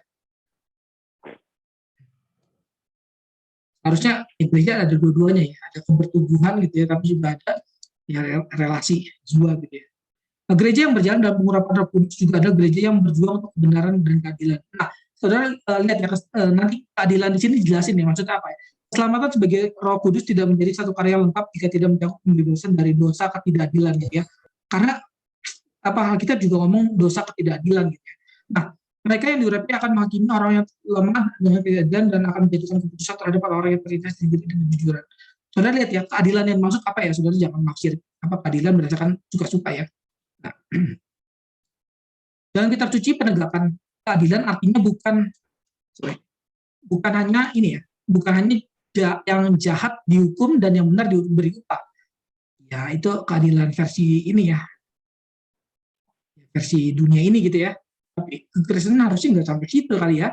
Keadilan mencakup ini ya, termasuk pelukan bagi semua jenis manusia, ini keadilan. Saat saudara membela orang yang lemah gitu ya, bukan hanya orang yang kaya gitu. Atau kebalikannya saudara membela orang yang kaya, bukan hanya yang lemah. Kan ada orang-orang yang seperti itu ya, justru gitu ya. Enggak semua orang kaya juga dibela gitu, pasti ada juga orang kaya. Nah ini keadilan itu bukan berarti itu memilih seperti itu. Keadilan bukan berarti hanya bergaul dengan orang-orang tertentu saja, tetapi dengan semua orang. Itu yang dimaksud adil ya. Keadilan itu versi Alkitab itu. Keadilan berarti tidak hanya mementingkan orang-orang yang dianggap elit dan potensial, melainkan juga Yakobus memberikan agar kita tidak mengamalkan melainkan juga merangkul orang-orang sederhana yang tidak dapat membalas kebaikan kita. Gitu. Nah itu keadilannya. Memberikan orang lain sesuatu yang mungkin dia nggak bisa balas gitu ya, tapi dia bisa balas ke orang lain kan gitu. Nah itu keadilan namanya gitu. Kita kadang-kadang juga dikasih orang lain gitu ya, sesuatu gitu ya. Kita nggak bisa balas nih orang kaya nih yang kasih saya gitu. Tapi kita bisa balas kepada orang yang lain lagi kan gitu ya. Itu namanya keadilan gitu ya. Nah, Yakobus juga memperingatkan kita agar kita mengamalkan iman dengan tidak memandang muka ya, dia mengamalkan iman dengan memandang muka. Jadi jangan hanya kepada orang kaya atau jangan hanya kepada orang miskin gitu ya. Ada banyak orang kerasnya kepada orang nyalek kaya. Kepada orang kaya ini ada Gracia nih yang ini bikin ini coret-coretan, jangan ya Gracia. Terus di sini orang percaya diselamatkan dari dosa memandang muka untuk menjalankan keadilan seperti Sang Mesias yang tidak memandang muka melainkan membuka persekutuan meja dengan semua orang gitu ya. Simpel ya tadi. Gereja saudara adalah gereja yang punya Roh Kudus atau digerakkan oleh Roh Kudus atau Roh Kudus berkarya di situ apa enggak ya, karena ya ini kita lihat ya dari gereja saudara memberikan persekutuan meja dengan semua orang apa enggak gitu ya. Gereja itu gereja saudara dan kita termasuk ya, jangan hanya gereja itu ya, kita juga gitu ya. Nah, kita kan juga gereja ya. Karena itu pemahaman kita bilang mengenai keadilan tidak bisa dipisahkan dari belas kasihan ya. Keadilan yang benar tuh nggak bisa dipisahkan dari belas kasihan gitu. Menganegakan keadilan berarti belajar berbelas kasihan kepada mereka yang kurang beruntung. Gitu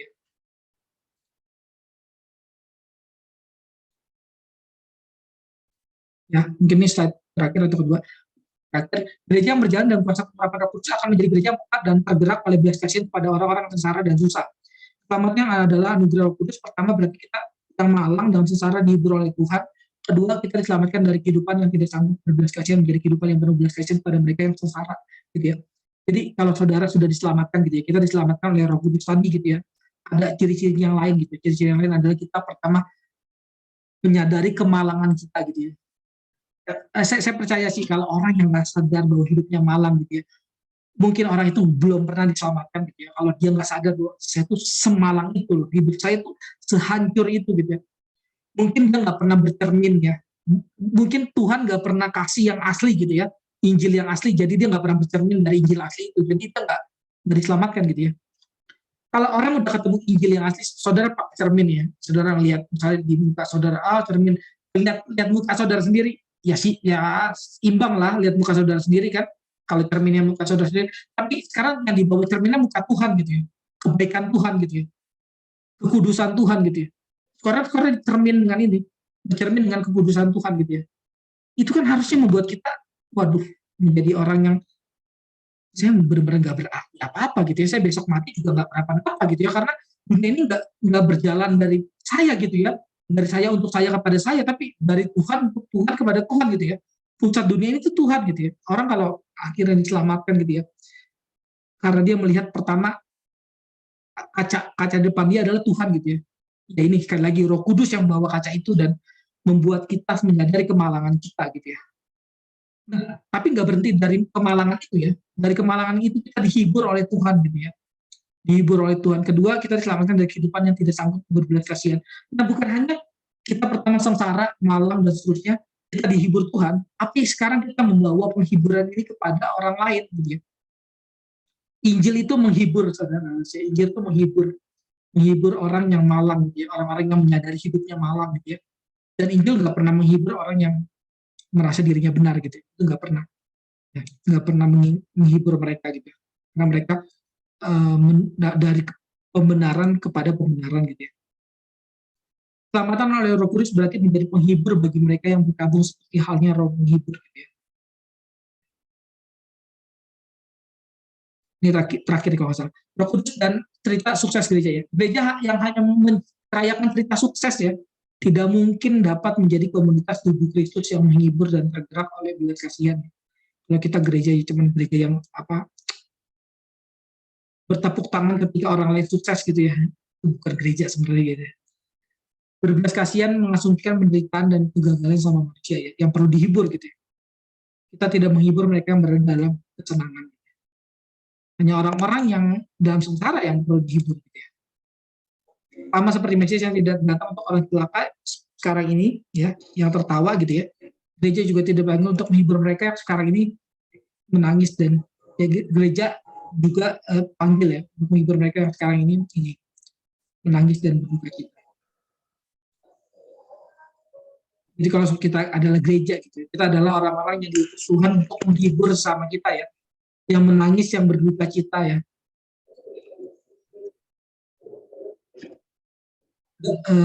Dari Injil itu sendiri ya. Dalam Yesaya 61 ayat 1-3 ada gerakan dari berkabung, dihibur, pesta, nyanyian, dan seterusnya gitu ya. Jadi sukacita yang sejati dalam Roh Kudus bukan tanpa melalui penghiburan ya, yang didahului oleh perkabungan dan sukacita. Jadi Injil yang sejati itu ya, kalau saudara mendapatkan Injil yang sejati,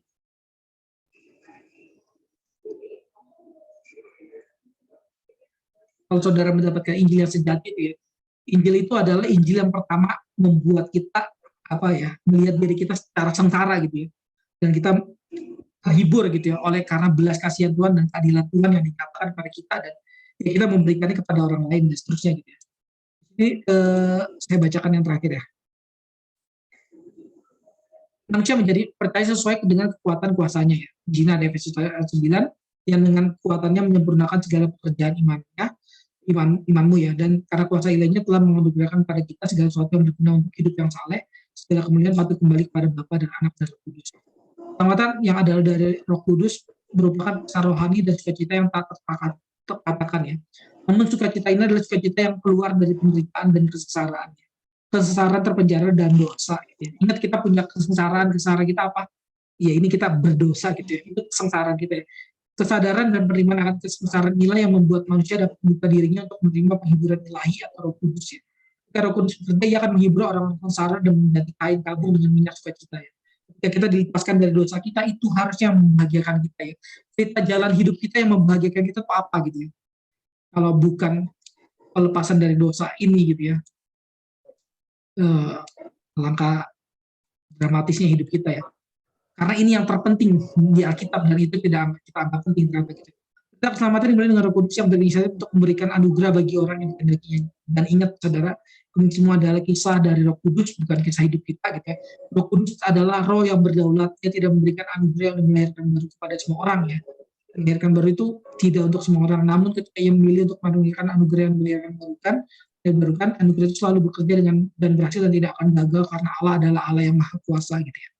Pekerjaan Allah tidak mungkin gagal untuk menyelamatkan orang-orang di segala bangsa, di segala kota, di segala Zoom yang ada sekarang gitu ya, yang sedang mendengarkan gitu ya, nggak mungkin gagal gitu ya, menyelamatkan kita semua gitu ya.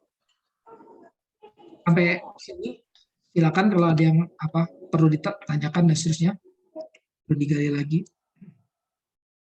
Kan moderator juga pimpin. Ya. Terima kasih Pak Hendrik.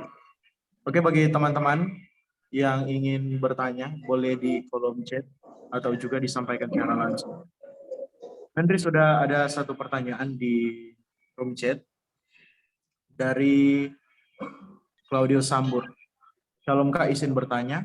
Apa saja dampak dari pekerjaan Roh Kudus dalam kehidupan kita? Apakah hanya mujizat atau ada yang lain? Dan seperti yang saya dengar dari Pendeta Esra Alfred Soru bahwa mujizat itu ada, tapi mujizat tidak selalu datang berulang-ulang, tapi mujizat selalu ada pada waktu-waktu tertentu saja. Pertanyaan saya juga, apakah Roh Kudus juga hanya datang terbatas seperti mujizat? Mungkin bisa dijawab dulu Pak Hendrik. Ya, oke. Ini mengenai ini ya, mungkin jawabnya bisa apa, kita bisa stabiloin mujizatnya, bisa stabiloin apanya gitu ya. Tapi saya stabiloin Roh Kudusnya aja ya, karena kita lagi bahas Roh Kudus gitu ya. Roh Kudus adalah Roh Kudus yang maha hadir pastinya gitu ya. Seperti sekarang nih Roh Kudus sedang hadir pastinya di dalam Zoom ini gitu ya. Dalam dalam apa ya? Gereja saudara sekarang, kalau saudara yang lagi Zoom nih di Gemim dan seterusnya, Roh Kudus hadir pastinya gitu ya. Roh Kudus hadir di sini kan ya, tentunya ya. Apa bedanya Roh Kudus hadir di sini dengan Roh Kudus hadir di ya langsung ekstrim ya, langsung misalnya di tempat pelacuran gitu ya. Di tempat pelacuran Roh Kudus hadir gak kira-kira? Agak takut saudara jawabnya ya. Roh Kudus hadir gak di tempat pelacuran kira-kira? Pastinya hadir ya, karena Roh Kudus kan maha hadir kan. Allah kan maha hadir kan. Kalau enggak gimana dong, enggak ada dia? Ada kan gitu ya. Tapi bedanya apa gitu ya? Ya bedanya ini, Roh Kudus yang hadir di sana adalah Roh Kudus yang hadir dengan murkanya gitu ya. Tapi Roh Kudus yang hadir di sini gitu ya, kalau kita yang orang yang mau belajar Alkitab, mendengar dalam Alkitab, ini adalah Roh Kudus yang hadir dengan senyumannya gitu ya. Hadir dengan apa ya? Hadir dengan kasihnya gitu ya, melihat kita dengan kasihnya gitu, memberikan kasihnya gitu pada kita. Jadi kalau dibilang Roh Kudus ya kadang hadir kadang enggak, ya juga sih Roh Kudus hadir terus gitu masalahnya gitu ya. Tapi pekerjaan tangan Roh Kudus itu berbeda-beda gitu ya. Ada orang yang dibiarkan oleh Roh Kudus gitu ya. Kalau dibiarkan oleh Roh Kudus berarti Roh Kudus hadir, Roh Kudus hadir tetap gitu ya. Roh Kudus enggak, apakah Roh Kudus juga hanya datang terbatas gitu juga? Roh Kudus datang pasti gitu ya. Tapi datangnya bisa bermacam-macam, bermacam-macam manifestasinya gitu ya. Bisa membiarkan kita gitu ya, bisa menghukum kita bahkan gitu ya. Jangan saudara pikir kalau kita dihukum tanpa Roh Kudus gitu ya, nggak mungkin gitu ya. Kita bisa dihukum, dan itu pekerjaan Roh Kudus juga gitu. Didisiplinkan, dan seterusnya itu kan pekerjaan tangan Roh Kudus gitu ya. Pasti Roh Kudus dan Roh Kudus hadir, pasti hadir gitu ya. Nah, mengenai apa pekerjaan tangan Roh Kudus yang paling penting itu adalah ketika melahirkan kita gitu. Jadi saudara jangan bias dengan pekerjaan tangan Roh Kudus yang betul bahwa ada mukjizat dan seterusnya sampai sekarang masih ada gitu ya. Tapi mukjizat itu saudara kalau lihat ya, simpel ya, misalnya saudara tahu handphone ya misalnya, mukjizat itu sebagai tanda gitu ya, kan di Alkitab sebagai tanda. Ini ada di sini ada fingerprint ya, kalau saudara kan juga punya pas fingerprint, kita pakai tanda ya, pakai tanda jempol ya, tanda jempol. Ini mukjizat itu tanda kan, kita fingerprint kita pakai tanda jempol. Nah, tanda kebuka kan sekarang. Nah, yang penting itu dibukanya apa mukjizatnya? Yang penting itu adalah tanda ininya adalah apa yang di dalamnya. Pasti yang di dalam ininya lah ya, bukan tanda ininya lah ya. Maksudnya apa? Ya maksudnya mukjizat oke, boleh. Maksudnya mukjizat ada gitu, tapi nggak terlalu penting banget karena dia hanya tanda yang menunjuk pada siapa? Pada Kristus gitu. Jadi kalau ada orang Kristen yang justru meninggikan mukjizat, ya berarti dia salah tanda gitu ya. Tanda itu untuk membuka, misalnya tanda finger itu untuk membuka handphone kita. Nah habis itu kita mainin handphonenya kan, kita nggak, lucu ada tandanya, kita mainin tandanya, kan gila kali yang gitu kayak gitu sudah nih, lihat ada tandanya saya mainin lagi, ada tandanya saya mainin lagi, nggak pernah kayak gitu kan ya. Pasti kekristenan pasti nggak pernah hadir, nggak pernah berkutik di mukjizat aja kan ya, pastinya ya. Hanya orang-orang yang nggak bertumbuh atau orang-orang yang mungkin tidak diselamatkan, atau tidak ada pertumbuhan gitu ya. Hanya orang-orang itu yang hadir dari ini ya, cuma melihat tanda gitu ya. Tapi tentu kita nggak boleh menghakimi orang terlalu cepat pastinya ya. Tapi juga jangan takut menghakimi gitu ya. Ketika kita menghakimi orang, kita juga sadar bahwa hidup kita juga dihakimi oleh Tuhan kan gitu ya. Tapi jangan pernah takut untuk menghakimi, tapi juga jangan menghakimi orang terlalu cepat gitu ya. Kita boleh punya panjang sabar, berdoa dan seterusnya gitu ya. Orang ini gitu tumbuh gitu ya, doakan dia saudara gitu, nasihati dia dan seterusnya gitu ya. Kalau dia masih berkutat di mukjizat aja gitu ya, orang Kristen yang mukjizat aja, yang mainin tanda ini doang nih, cuman buka-buka handphone, hanya orang-orang ini ya kurang kerjaan yang buka-buka handphone kan mukjizat tanda Ini cuma main buka gitu doang. Enggak lah, kita mainin handphonenya lah. Maksudnya enggak lah, kita punya relasi dengan Kristus lah, bukan hanya mukjizatnya aja gitu. Karena mukjizat itu tanda untuk kita bisa bersekutu dengan Kristus gitu. Tanda supaya kita dapat percaya bersekutu dengan Kristus. Kita punya relasi dengan Kristus, kita bisa belajar Alkitab, kita bisa mengasihi Tuhan itu lah. Itu untuk mukjizat. Itu tujuan mukjizat lah ya. Oke.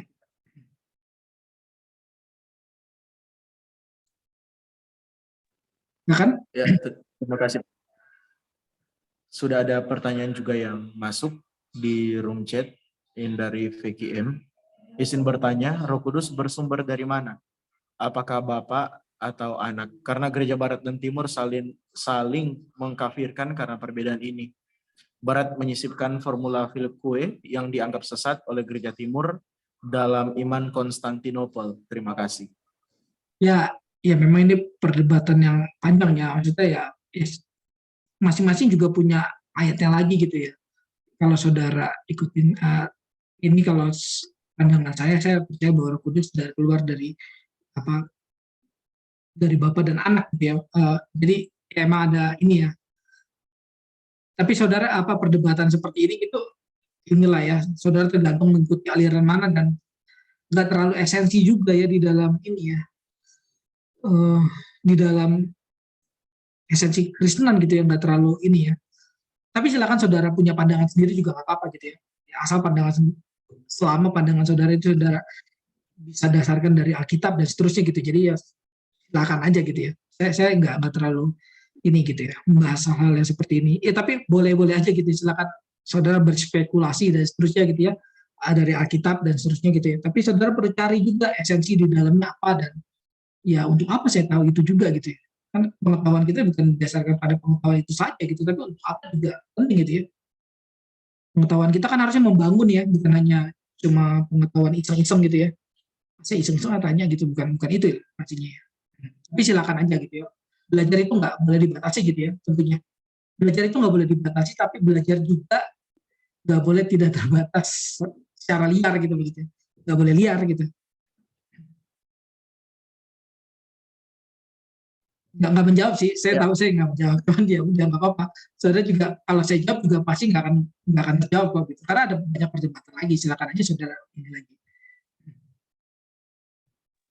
Oke, baik Pak Henry. Apakah ini masih akan dilanjutkan dengan tanya jawab?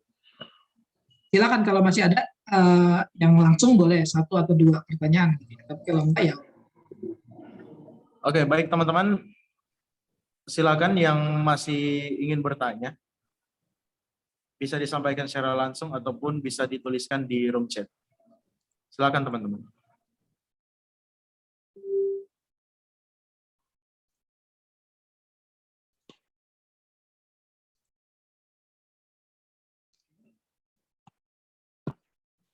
Kalau nggak ada, ya. Ya Pak, ada satu pertanyaan dari tempat saya di sini. Jika pertanyaan begini Pak, jika Roh Kudus sudah sudah beranugerah dan kita sudah beriman, tapi bagaimana jika saya merasa bahwa saya tidak diselamatkan? Ini berbicara tentang perasaan saja Pak. Itu bagaimana Pak? Jika saya merasa bahwa saya tidak diselamatkan, walaupun saya sudah lama menjadi orang Kristen. Terima kasih. Ya, apa ya? Perasaan itu kan juga nggak bisa dibilang saja sih sebenarnya. Perasaan itu kadang-kadang juga apa ya? Mewujudkan, atau perasaan itu kadang-kadang juga menyatakan sesuatu gitu ya, nggak bisa dibilang saja. Gitu ya. Tapi perasaan juga bisa menipu kita memang gitu. Perasaan bisa menipu kita, tapi perasaan itu juga bukan hanya saja gitu. Jadi saudara kalau rasa-rasanya saya ini ya gitu ya. Tapi apa uniknya gitu dalam kekristenan itu sebenarnya gini ya. Orang ketika diselamatkan gitu, pencarian keselamatan ini gitu ya, atau terus dia mendekatkan diri pada Tuhan itu seumur hidup masalah gitu ya. Bukan saya udah diselamatkan, udah berarti besok udahlah saya hidup nyantai aja dan terusnya makan mati, minum berak terusnya mati gitu ya. Justru orang-orang kayak gitu orang-orang yang sebenarnya nggak pernah diselamatkan gitu ya. Tapi bersyukur ada pertanyaan seperti ini ya dalam diri kita gitu ya. Dan perasaan ini boleh kita kembangkan gitu ya. Kita nggak boleh dipermainkan oleh perasaan gitu ya. Tapi kita juga nggak boleh menutup mengganjal perasaan kita sampai kita nggak punya perasaan gitu ya. Manusia kan adalah manusia yang punya sense gitu ya. Sense kalau kata dosen saya Romeri, manusia adalah manusia yang punya sense rasa. Kalau manusia nggak pakai sense, yang dia jadi non-sense gitu kan. Manusia yang ngomong kosong gitu, non-sense gitu. Jadi manusia harus punya perasaan, betul. Nah, kayaknya rasa-rasanya nggak diselamatkan dan seterusnya gitu. Justru ini adalah perasaan yang positif gitu ya. Perasaan yang berarti dia akan mencari akan Tuhan gitu ya.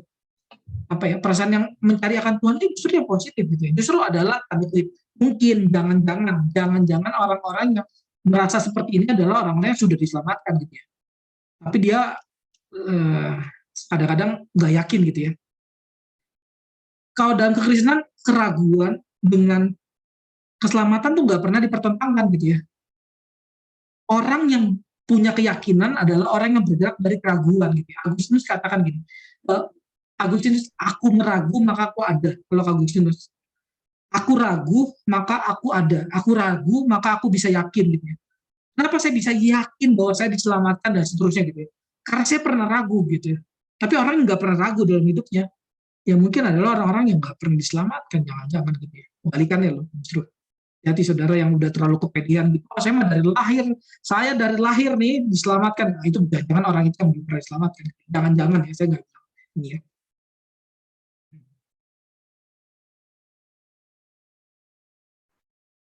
Ya, terima kasih Pak Henry. Ini ada pertanyaan Pak di room chat. Sekali lagi kalau mau langsung ngomong boleh ya, maksudnya jangan kita udah virtual, terus ininya juga virtual gitu. Kalau mau langsung ngomong juga apa-apa. Ya, izin bertanya Pak, Roh Kudus kan maha hadir. Apakah Roh Kudus hadir ketika seseorang berbuat dosa? Dan apakah dia tidak mencegah orang itu berbuat dosa? Silakan Pak. Ya, ini pertanyaan bagus ya. Ini pertanyaan bagus. Jadi tadi saya udah katakan bahwa Roh Kudus hadir di sini ketika kita berrelasi sesama dengan Tuhan dan seterusnya PA. Tapi Roh Kudus juga hadir di tempat pelacuran, itu yang pasti hadir. Tapi kenapa di sini ada kelanjutan pertanyaannya? Tapi kenapa dia nggak mencegah orang itu berdosa? Roh Kudus pasti mencegah lah ya gitu ya, dengan cara menggelitik hati nurani kita dan seterusnya gitu ya.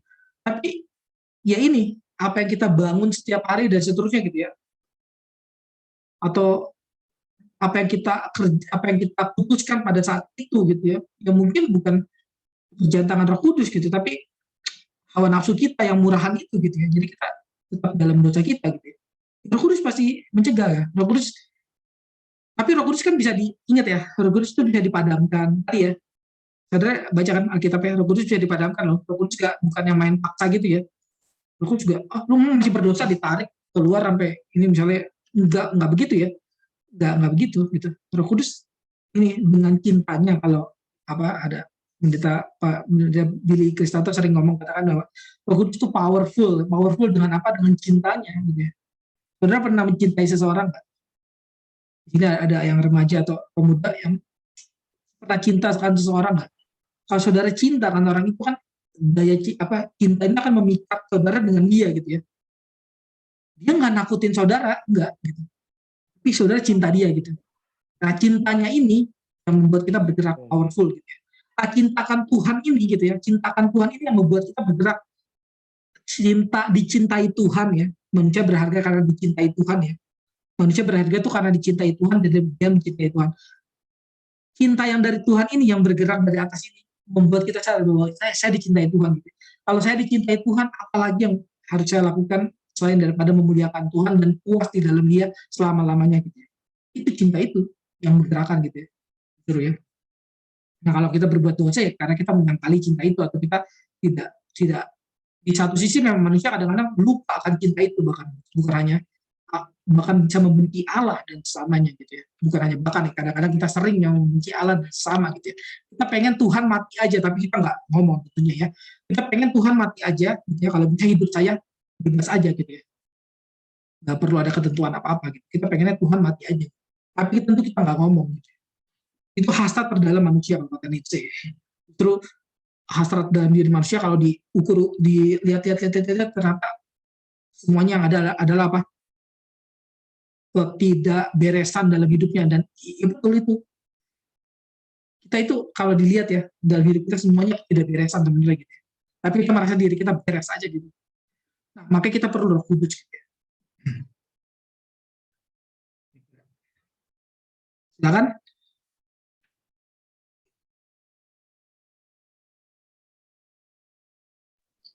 Ya, Pak Henry, ini masih ada pertanyaan. Apakah akan dilanjutkan atau kita tutup sampai di sini?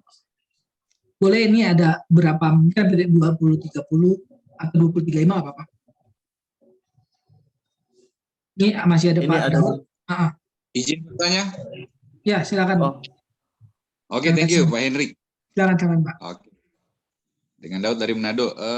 Ya. Saya ada 2 pertanyaan sih. Mungkin yang pertanyaan kedua ada kaitan dengan teman-teman yang udah chat di room chat. Pertama, apakah seseorang dapat mengetahui bahwa dia sudah beroleh keselamatan, sudah dikaruniakan keselamatan, sudah dipilih, ditentukan, dan apakah untuk orang yang belum diselamatkan, dia dapat mengetahui bahwa sesungguhnya dia itu tidak diselamatkan. Nah, kita melihat realitas orang-orang yang berusaha untuk diselamatkan, belajar, mencari kebenaran, tapi kalau ujung-ujungnya ternyata tidak beroleh kasih karunia, itu kan sangat disayangkan. Itu yang pertama. Apakah seseorang itu dapat mengetahui bahwa dia sudah diselamatkan dan belum? Yang kedua, saya hubungkan dengan saya melihat ada beberapa pertanyaan di sini tentang tadi Pak Hendrik sempat menyinggung Roh Kudus dapat didukakan ya, dipadamkan. Saya mencoba hubungkan dengan 1 Tesalonika 4 ayat 7 dan 8. Firman Tuhan menjelaskan Allah memanggil kita bukan untuk melakukan apa yang cemar, melainkan apa yang kudus. Dan barang siapa menolak panggilan ini, panggilan kekudusan, bukan menolak manusia, tetapi menolak Allah yang telah mengaruniakan rohnya dalam kehidupannya. Karena ada kondisi, Titus 1 ayat 16, banyak orang mengaku mengenal Allah, tapi dari perbuatan mereka ternyata secara pasif. Mereka menyangkal ketuhanan atau menyangkal Tuhan. Nah, ada orang yang menyangkal Yesus sebagai Tuhan, itu yang frontal. Nah, bagaimana dengan orang yang bisa jadi sudah percaya, saya sudah diselamatkan. Karena Efesus 1 ayat 13-14, sejak kamu percaya Injil, Roh Kudus telah dimeteraikan. Tapi terjadi dalam kehidupan kekristenannya, kepap, judi, dan lain sebagainya. Justru ini Titus 1 ayat 16 ini, kehidupannya malah menyangkal kebenaran firman Tuhan. Nah, bagaimana kita menjelaskan dengan orang-orang yang, saya kan sudah selamat. Efesus 1 ayat 13-14 sudah dimeteraikan, Roh Kudus tidak akan keluar dari saya, tapi kehidupannya tanpa dia sadari, sementara menolak Allah yang telah mengurniakan rohnya ke dalam kehidupannya. Nah, bagaimana kita menjelaskan hal ini? Terima kasih. Terbiasa. Oke. Nah, ini saya kasih ini ya, supaya saudara ini ya. Jadi kita nggak bisa, tarik ini ya. Atau saya bikin bola aja lah. Jadi kita tuh nggak bisa pakai rumus ini sih sebenarnya. Ini rumus ini ya. Rumus selamat dan tidak selamat. Gitu ya. Ini orang sebenarnya selamat apa nggak selamat? Sebenarnya kita nggak bisa pakai rumus itu ya. Jadi dalam kehidupan ini atau nggak bisa pakai rumusan ini terus-menerus gitulah ya. Di dalam kenyataannya rumusan ini ada di Alkitab ya. Apakah orang hidup itu semakin suci ataukah semakin hina dan seterusnya, kan berarti hanya ada 2 jalan, surga dan dunia, surga dan neraka dan seterusnya. Kan ada 2 aspek ini ada gitu ya. Tapi kita nggak bisa pakai aspek ini terus-menerus gitu ya. Jadi yang tadi Bapak misalnya bilang, katakan misalnya, apakah orang yang pertama dulu tadi kan, apakah orang yang diselamatkan sadar bahwa dirinya diselamatkan? Itu kompleks jawabannya pasti ya. Karena dalam kesadaran kita gitu ya, kita sadar akan kesadaran kita aja kadang-kadang enggak gitu. Jadi apa ya? Tapi gitu, ketika orang punya relasi dengan Tuhan, dia kan harusnya sadar gitu. Dia punya relasi dengan Tuhan nih. Sekarang ada relasi yang bukan hanya dia dan orang lain, tapi ada Tuhan gitu. Nah, seharusnya di saat itu dengan pengetahuan yang ada dalam Alkitab, dia juga sadar bahwa, kalau saya punya kesadaran ini gitu ya, ada punya relasi ini, saya sadar bahwa saya sudah diselamatkan gitu ya. Sebaliknya ada orang-orang yang sebenarnya dia nggak pernah punya relasi dengan Tuhan, tapi dia rasa-rasanya ikut punya relasi gitu ya.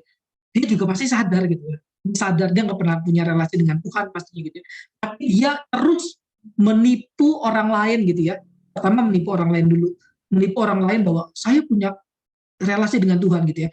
Menipu orang lain, menipu Tuhan gitu ya. Tuhannya dibuat gitu ya. Akhirnya bukan hanya akhirnya menipu diri sendiri, akhirnya ditipu oleh diri sendiri sampai akhirnya ketika ya itu di penghakiman Tuhan, loh emang saya belum, akhirnya dia baru sadar bahwa dia nggak pernah diselamatkan gitu ya, karena dia selama ini nggak pernah punya relasi dengan Tuhan yang benar kok gitu ya. Tuhannya yang dia buat sendiri, yang dari bawah ini dibuat sendiri gitu. Nah, terus kira-kira itu ini ya kompleks memang jawabannya, cuman kira-kira bisa ini ya, membuka ini wawasan. Dan kedua, kita nggak bisa pakai ini aja selamat tidak selamat apa tidak. Jadi kalau ada orang Kristen sudah gereja tapi masih judi, misalnya judi, terus misalnya apa menyakitkan orang lain dan seterusnya gitu, berarti dia belum diselamatkan gitu.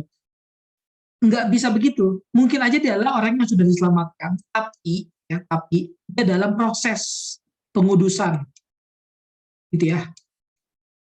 Kan kita punya proses pengudusan, kita kan nggak langsung sempurna dan seterusnya gitu. Kita ada sudah diselamatkan, tapi bisa juga dia memang adalah orang yang tidak diselamatkan, betul gitu. Jadi yang tahu itu adalah siapa? Yang tahu itu bukan manusia lah pastinya ya, tapi ya hubungan kita, relasi kita dengan Tuhan dan Tuhan itu sendiri gitu ya. Keselamatan murni adalah kedaulatan Tuhan gitu ya pastinya. Tapi bukan manusia nggak tahu pastinya. Tuhan nggak bekerja secara random atau asal-asalan atau surprise nih, surprise. Ini orang akan masuk neraka ya akhirnya, enggak. Kalau yang itu yang terjadi ya, orang-orang kaget pasti. Orang-orang kagetnya dalam arti apa ya, kaget yang nggak sehat gitu ya. Tapi kan itu orang-orang yang cinta akan Tuhan kita bisa lihat ya. Meskipun kita nggak bisa meyakinkan 1.000.000% gitu ya, ini orang pasti selamat gitu. Tapi kita bisa lihat kok, ini orang yang mengasihi Tuhan sama ini orang yang tidak mengasihi Tuhan gitu ya. Kelihatan kan ya harusnya. Pertama itu harusnya dilihat pada diri kita gitu ya. Kita sadar kok harusnya kita mengasihi Tuhan apa enggak. Saya itu sekarang tuh mengasihi Tuhan apa enggak, itu harusnya ini ya diterjemahkan pada diri saya dulu gitu ya. Setelah diterjemahkan pada diri saya bisa lihat ini kayaknya orang juga memang mengasihi Tuhan nih gitu, atau ini kayaknya orang ini rasanya belum mengasihi Tuhan tapi dia pura-pura gitu misalnya. Itu ada kesadaran itu pasti kita bisa menguji seseorang kok gitu ya. Jadi ini sekalian saya jawab juga tadi ada. Jadi apakah ada kemungkinan Roh Kudus akan meninggalkan tubuh manusia? Nah, hati-hati ya, jangan mencampur adukan anugerah umum dengan anugerah khusus. Jadi anugerah umum Roh Kudus itu bekerja menghembuskan napas keselamatan, itu anugerah khusus. Roh Kudus di sini ada Yosua Hendrik tanya tadi. Roh Kudus itu menghembuskan napas keselamatan anugerah khusus, tapi Roh Kudus juga pernah menghembuskan nafas anugerah umum, gitu ya. Nafas anugerah umum yang Kejadian 2 itu yang membuat manusia semua hidup, gitu ya. Jadi kalau pertanyaannya adakah meninggalkan ini, ya tergantung jawaban dari anugerah khusus apa anugerah umum gitu ya. Itu jangan terpaku dari satu teologi aja yang mengatakan bahwa Roh Kudus misalnya nggak mungkin kemana-mana dan seterusnya. Itu anugerah khusus, betul. Kalau dari sisi keselamatan betul. Tapi kan di sini ada aspek yang tadi Roh Kudus keluar untuk membuat orang hidup gitu ya. Manusia hidup, bukan selamat ya, hidup. Nah dalam hal itu Roh Kudus bisa keluar gitu ya. Atau bukan keluar, atau emang tanda kutip kalau diinin nggak pernah masuk memang gitu ya. Masuknya hanya untuk apa? Hanya untuk memberikan dia nafas dan dia hidup gitu ya. Dan sekali lagi ya, orang yang diselamatkan sama tidak diselamatkan itu nggak pernah tiba-tiba. Ini kita semua ini sekarang mendengarkan Injil, saudara. Injil ini apakah berbuah penghakiman kepada saudara nantinya atau berbuah keselamatan? Ya, ini dari Roh Kudus dan seterusnya gitu ya. Nggak pernah tiba-tiba gitu ya, nggak pernah tiba-tiba. Orang-orang yang nantinya di neraka itu pasti pernah mendengar Injil gitu ya. Adalah orang-orang yang pasti pernah mendengar Injil. Entah dalam hati nuraninya bahkan gitu ya. Tuhan bisa saja bekerja dalam hati nuraninya langsung gitu ya. Atau ya melalui PA-PA seperti ini. Tentunya ini bukan ajakan atau teror gitu kepada saudara, oh saya takut. Bukan, tapi juga ini jangan sampai dibuat apa ya, dibuat saudara, dibuat main-main gitu ya, keselamatan dibuat main-main gitu ya. Tentunya kita ini adalah ajakan sukacita, ajakan cinta kasih kepada Tuhan gitu ya. Karena kita sudah melihat cinta kasih Tuhan yang kita nggak ngapa-ngapain saudara, diselamatkan itu dari Roh Kudus. Roh Kudus itu mempersatukan kita dengan Kristus dan seterusnya, kita nggak ngapa-ngapain. Tapi kan kita percaya pada Tuhan Pak. Ya, kita percaya pada Tuhan itu juga adalah dari Roh Kudus kok, bukan dari kita kok gitu. Kita kan punya kehendak bebas satu, yaitu berdosa, hanya berdosa membenci Allah dan manusia gitu ya, bukan mencintai Dia gitu ya. Ketika kita mencintai Dia itu adalah kehendak yang diubahkan dari Roh Kudus gitu ya. Anugerah, benar anugerah gitu ya. Kira seperti itu. Ya, tanya jawab sudah selesai ya. Silakan ditutup. Terima kasih juga partisipasinya pada semuanya. Ya, jadi apa yang telah dikatakan oleh Pak Hendrik tadi sekaligus menutup rangkaian pendalaman Alkitab kita di malam hari ini. Tentunya atas nama Komisi Pelayanan Pemuda Jemaat Gemini Bukit Karmel Kaketoran 2 Wilayah Bitung 1, mengucapkan banyak terima kasih kepada Pak Henry Cornelius Mamen yang malam hari ini sudah meluangkan waktu untuk membawakan PA dengan tema keselamatan Roh Kudus dan anugerahnya. Dan juga terima kasih untuk teman-teman yang sudah bergabung di dalam room ini untuk menerima materi, bahkan untuk teman-teman yang sudah bertanya. Kiranya Tuhan Yesus senantiasa memberkati kita semua. Ya Pak, dari tadi saya lihat lumayan banyak Pak yang join.